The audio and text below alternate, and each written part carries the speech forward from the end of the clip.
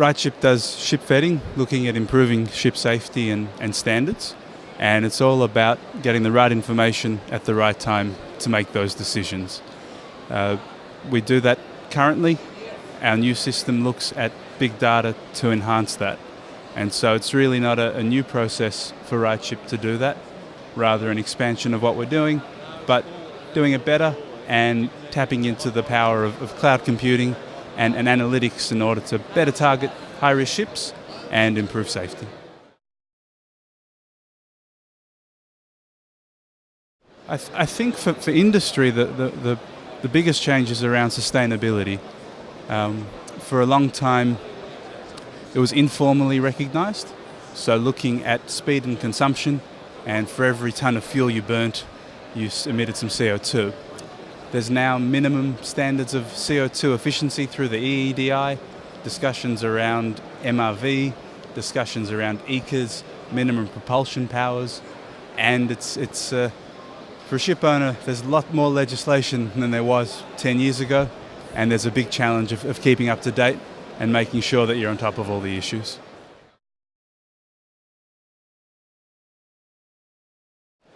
No, the IMO's got a very difficult task. I think there's a challenge around identifying which rules need attention, and a process and a political challenge of getting them accepted.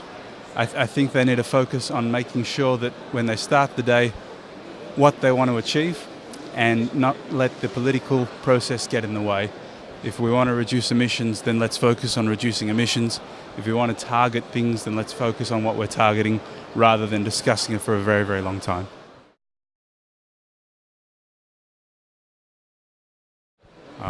There's no finish line with safety, and I think as long as vessels are sailing on the sea, you're going to be having accidents. The learnings and the improvements you take away from those events is the best saviour that I think comes from them.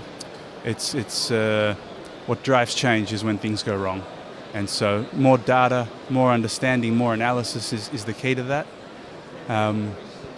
It's unfortunate that sometimes is the impetus to drive change, but at the end of the day, if it's changed for the right reasons and standards improve as a result, then that's a good thing.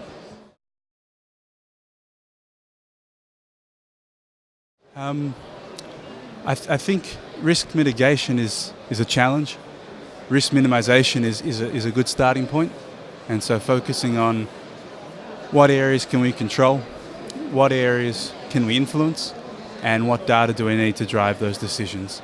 And the more data we have, the better the systems we have to analyze them, the better the outcome. And at the end of the day, when people go to work, they want to come home safely, whether they're in an office, whether they're at sea.